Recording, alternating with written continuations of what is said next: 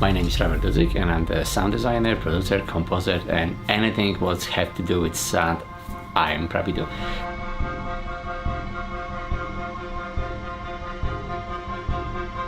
Over the years, when I come to America, I have a dream just like anyone else. I want to make it something big, and I want to make it happen, something to my life.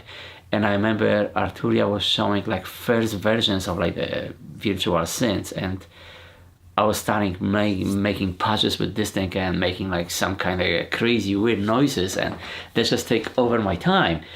But during this time, I realized like I want to do something more with this thing. So doing what I do, it's a lot of fun. You have to be honest, and having your own studio is just my dream come true.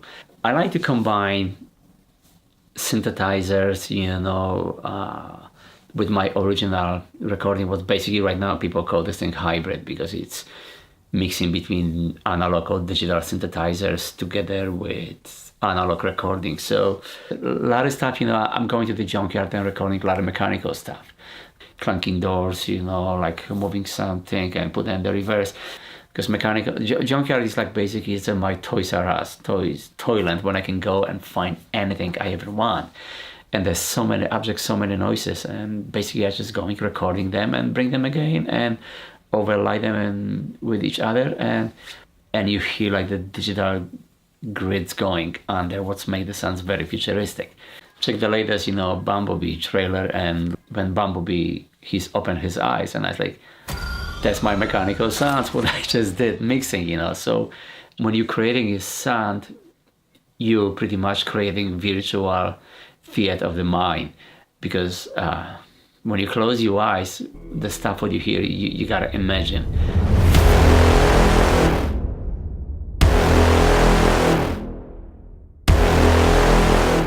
I'll be honest with you, I work on a lot of trailers, from Deadpool lately to Ready Player One, Avengers. The list is pretty big right now, and just to mention them, that they'll be just too boring for you, but you have the idea.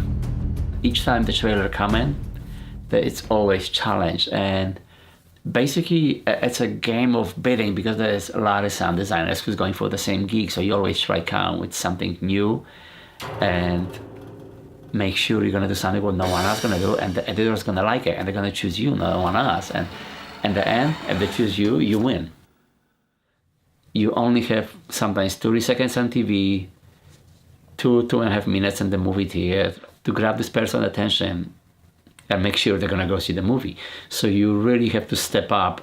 Each time I'm doing this thing, I'm challenging myself, and each time my sounds are used in the trailer, I feel like a huge accomplishment.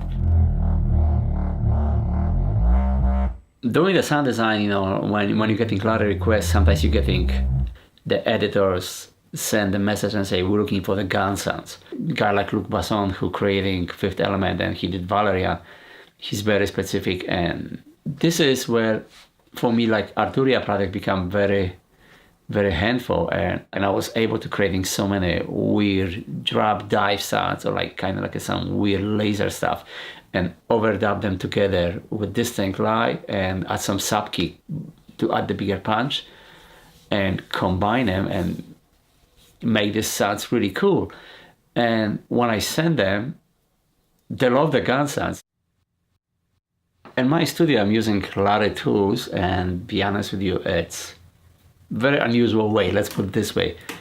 Like example, I went to hardware store, I get myself a bunch of springs, I get little metal box, and all I did is just add little guitar pickup, like piezo microphones, like now they're piezo mic inside, little cable plug, and I get myself little spring box will generate so many different sounds, and bringing the samples after and my synthesizers and starting playing with them, I'm able to generating so many cool stuff. So long as it sounds good to me, and it sounds good and it works, so don't be afraid using and take this idea to yourself. If you like some sounds and if it sounds good to you, just start playing with this thing. Having MiniBrute 2 in studio, it's actually a lot of fun, and all my synthesizers in the studio, they have the purpose. And when I buy them for a reason, because I got a Moog because I know it's a fat bass, and pretty much that's it. I'm not using any other sounds because that's the things what I want. And if I'm using like MiniBrute, I'm using because the dirt and it's very brutal sound.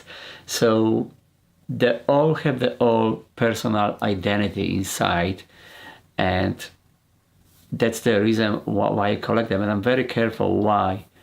I remember my first reaction when I was at the name show, when I saw the MiniBrute 2, I was like, whoa. I look at this thing and I saw the patch bay and it's all new look and how beautiful feel, and the design is like, I want to just starting playing with this thing. So I was watching the presentation and I asked the guy, can I touch this? And he said, yeah, absolutely. So he showed me some stuff as I'm playing. I was just like completely blown away. The moment I touch first key and I start move like first fader, the sound just come and it's like evolved so much. And I just know there was so much possibilities. And the guy standing next to me and just starting patching the cables for me, and the sounds like, oh my god, I was like, I need to have this thing. And luckily I have this today in my studio and it's right here and I absolutely love it.